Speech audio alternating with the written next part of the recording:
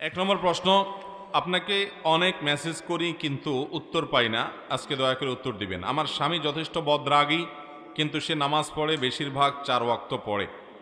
সে এতটা রাগ করে যে রাগের মাথায় এত বাজে কথা বলে, মানুষের সামনে যাওয়া যায় না। তার মুখের বাজে ব্যবহার দূর করতে কি করব? আমার সাথে রাগ করলে ছোটোখাটো ব্যাপারে সে আমাকে 3 তালাক দেয়, আমি তাকে কিভাবে বোঝাবো? আল্লাহ তালা মাফ করুন, আমাদের এই বোনের মনের ব্যথা, তার এই কষ্ট আল্লাহ তালা দূর করে দিন, আমরা দোয়া করি। দেখুন, এই চিঠি জীবন লিখে পাঠিয়েছেন, তাকে বলবো এবং তার মাধ্যমে অন্যদেরকে বলবো, অনেক মায়েরা, অনেক বোনরা, অনেক মহিলারা অমানুষ স্বামীর ঘরে সীমাহীন নির্যাতন এবং কষ্ট ভোগ করে জীবন কাটান। আমি তাদেরকে বলবো, প্রথমত আপনি তাকে সংশোধন করার চেষ্টা তো অব্যাহত রাখবেনই। যদি আপনার সকল চেষ্টার পরও তাকে সংশোধন করতে না পারেন, অন্যদের মাধ্যমেও না পারেন, এদিকে তার সঙ্গে বিচ্ছেদ হয়ে গেলে আপনার জন্য এই মুহূর্তে নানা দিক থেকে সমস্যাকর হয়, তো আপনি সবর করবেন। সে আপনাকে গালিগালাজ করছে, আপনাকে খারাপ কথা বলছে, বাজে কথা বলছে, এর কারণে আপনার কোনো গুনাহ হচ্ছে না।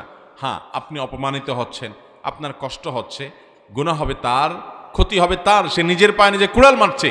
যে গালি দেয় ক্ষতি তার হয়, যাকে গালি দেওয়া হয় তার কোনো ক্ষতি হয় না। বিধায় আপনি একটু সবর করবেন, ধৈর্য ধারণ করবেন, এবং আল্লাহ রাব্বুল আলামিন এই সবরের বিনিময়ে, এই ধৈর্যের বিনিময়ে আপনাকে ক্ষমা করবেন ইনশাআল্লাহ। আর মনে রাখবেন, দুনিয়ার জীবন কোনো একভাবে পার হয়ে চলে যাবে। এখানে আমরা কেউ চিরকাল থাকার জন্য আসি নাই, একভাবে পার হয়ে যাবে। আখিরাতে আসল দেখা হবে। আপনি অবশ্যই চেষ্টা করবেন আপনার অধিকার যাতে সে খর্ব করতে পারে না পারে, নষ্ট করতে না পারে, আপনাকে যেন কষ্ট দিতে না পারে, চেষ্টা করবেন। কিন্তু কোনো কারণে আপনি সেটা করতে পারেন নাই, আপনার হারাবার কিছু নাই। সে কপাল পোড়া, তার হারাবার অনেক কিছু আছে, আপনার হারাবার কিছু নাই। এই জন্য আপনি সবর করবেন। মনে রাখবেন, ফেরাউনের ঘরে আল্লাহ রাব্বুল আলামিন আসিয়ার মতো নেককার নারীকে দিয়েছেন। এ আল্লাহর বান্দি বহু কষ্ট সহ্য করেছে, ফেরাউনের বহু অত্যাচার সহ্য করেছে, বহু জুলুম সহ্য করেছে। আল্লাহ রাব্বুল আলামিন তাকে দুনিয়াতে মৃত্যুর আগে আগে আল্লাহ তাআলা তাকে জান্নাতে যে মহাপ্রাসাদ দিবেন ফেরেশতাদের মাধ্যমে, ওইটা তার সামনে উপস্থাপন করে তাকে দেখিয়েছেন। এই নেয়ামত নিয়ে তিনি দুনিয়া থেকে গেছেন। অতএব ফেরাউনের স্ত্রী আসিয়া, তার প্রতি যে নির্যাতন করা হয়েছে, সে নির্মম নির্যাতনের কথা আজকাল আমাদের বোনরা চিন্তাও করতে পারবেন না। এত মারাত্মক নির্যাতন ছিল, সবর করেছেন, বিদায় সবর করবেন। আর যদি স্বামীকে কোনোভাবে সংশোধন করতে না পারেন, বিশেষ করে তালাকের ব্যাপারটা তো একেবারে জটিল। তালাক যদি কথায় কথায় দেয়, তাহলে তো এর ঘরই করা যাবে না। কারণ ইতিমধ্যে যদি বারবার সে একই কাম করে বসে থাকে, তাহলে তো তালাক ইতিমধ্যে হয়ে গেছে, তাহলে তার সাথে আর সংসার করা জায়েজই হবে না। সেক্ষেত্রে ভালো কোনো আলেমের কাছে গিয়ে কতবার, কখন, কিভাবে সে তালাকের কথা বলেছে, সেই ব্যাপারে আপনি বিস্তারিত জানবেন, সতর্ক হবেন। এবং যদি দেখেন যে না, সম্পর্ক আর নাই, তাকে তাহলে সালাম দিয়ে নিজের রাস্তা নিজে মাপবেন। এবং আল্লাহ তাআলা কাউকে কারো রিজিক দাতা বানান নাই, আমাদের সবার রিজিক দাতার পালনকর্তা কে? আল্লাহ তাআলা। অতএব কোনো অবস্থাতে এরকম স্বামী যে কথায় কথায় তালাক দেয়, যদি ইতিমধ্যে তালাক এমনভাবে হয়ে যায় যে আর ঘর করা না যায়, তাহলে তার ঘর করবেন না। আর তাকে কোনো ভালো আলেমের কাছে গিয়ে যদি বোঝানোর মতো থাকে, সেই পজিশনে থাকে, তাহলে বোঝাবেন। আল্লাহ তাআলা আমার এই বোনের কষ্ট দূর করে দিন। আর আমি সবসময় বলি, দেখেন, দুনিয়াতে সারা জীবন কষ্ট করলেন, ধরেন সারা জীবন কষ্ট করলেন, আপনি চির দুঃখী, যেটাকে বলে জনম দুঃখী, কখনো সুখ পেলেন না। শুনে রাখেন, যে মানুষগুলোর জীবনে অনেক আকাঙ্ক্ষা ছিল কিন্তু পূর্ণ হয় না। অনেক লোক এরকম আছে যে দুনিয়াতে অনেক আকাঙ্ক্ষা ছিল, আকাঙ্ক্ষাগুলো পূরণ হয়নি, এটা অধরা রেখে দুনিয়া থেকে চলে গেছে। অনেক মা আছেন, ছেলেটাকে একটু সুখী দেখতে চেয়েছেন, ভালো দেখতে চেয়েছেন, কিন্তু এটা দেখে যেতে পারেন নাই।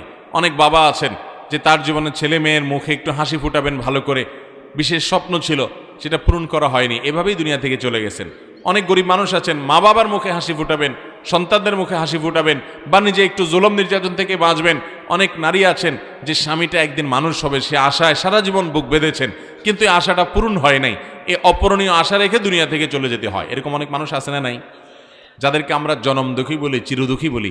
এই মানুষগুলোর সম্পর্কে একটা বিশুদ্ধ সূত্রে বর্ণিত হাদিস শুনেন। নবী করিম সাল্লাল্লাহু আলাইহি সাল্লাম বলেছেন, কিয়ামতে আল্লাহ রাব্বুল আলামিন এই শ্রেণীর মানুষগুলোকে ফেরেশতাদেরকে দিয়ে বিশেষভাবে গার্ড অফ অনার দেওয়াবেন, যে তোমরা জীবনে যে স্যাক্রিফাইস করেছো, তোমার যে অর্জন করার স্বপ্ন সারা জীবন বুকে লালন করেছো, কিন্তু হয় নাই, কষ্টটা নিয়ে দুনিয়া থেকে চলে আসছো। এই কষ্ট নিয়ে আসছো যে, সেজন্য আল্লাহ রাব্বুল আলামিনের পক্ষ থেকে জান্নাতে আজ সর্বোচ্চ সম্মাননা, গার্ড অব অনার তোমাদেরকে দেয়া হবে, বিশেষ সম্মাননা তোমাদের জন্য পেশ করা হবে। ওই সম্মাননা পাওয়ার পর মনে হবে যে দুনিয়াতে যত কিছু আমার অপূর্ণ ছিল, যত কিছু আমার পূরণ হয়নি, তার সবগুলো পূরণ না হয়েও আমার জন্য ভালো হয়েছে, কারণ আজকের যা অর্জন হয়েছে দুনিয়ার সে অর্জনের তুলনায় এটা অগণিত গুণ ভালো ছিল, শ্রেষ্ঠ ছিল। অতএব এটা আমার চাইতে দুনিয়ার সে অর্জনের চাইতে ভালো। ভাইরা আমার, অতএব যারা অনেক বেশি কষ্ট করেন দুনিয়াতে, অনেক ব্যথা বেদনা বুকে লালন করে বেড়ান, আপনাদের জন্য আমাদের জন্য এই হাদিস সান্ত্বনা। ভাইরা, দুনিয়াতে কারোর থাকার জায়গা না। যে খুব সুখে আছে, ধরেন কোনো নারী, তার স্বামীটা খুব ভালো, তার শ্বশুরবাড়ির লোকজন খুব ভালো, তার কোনো কষ্ট নাই, তার কোনো দুঃখ ব্যথা নাই, অনেক শান্তিতে আছেন, তিনি নেক আমলের মাধ্যমে আল্লাহর প্রিয় পাত্র হয়ে জান্নাতি হতে পারেন। কিন্তু আল্লাহ না করুন, এ আল্লাহর বান্দি যদি দুনিয়া থেকে এই নেয়ামত পাওয়ার পর আখিরাতে জান্নাতটা না পায়, তাহলে দুনিয়ার এই সকল অর্জনের বিনিময়ে আখিরাতে জান্নাত যে তিনি পেলেন না, তার সাথে যদি এটাকে কম্পেয়ার করেন, তুলনা করেন, তাহলে কখনো দুনিয়ার এই অর্জন তার কাছে কোনো অর্জন হতে পারে না, এটা কোনো ভোগ হতে পারে না। এর বিনিময়ে এর বিপরীতে একজন সারা জীবন কষ্ট করেছেন, শেষ নিঃশ্বাসটা ত্যাগ করা পর্যন্ত কষ্ট করতে করতে গেছে, কিন্তু এর বিনিময়ে যদি সে অনন্ত অসীমকালের জান্নাতের এন্ট্রেন্সের সার্টিফিকেট পেয়ে যায়, টিকিট পেয়ে যায়, চাবি পেয়ে যায়, তাহলে তার জীবনের সকল কষ্টের বিনিময়ে জান্নাত পাওয়াটা তার জন্য উত্তম পাওয়া। তার এই স্যাক্রিফাইসের বিনিময়ে সর্বোচ্চ জিনিসটা পেল। এই জন্য সবরের বিনিময়ে জান্নাত। সবর করব আর আল্লাহর কাছে সবরের দোয়া করব, আল্লাহ আপনি আমাকে সবর করার তৌফিক দান করুন।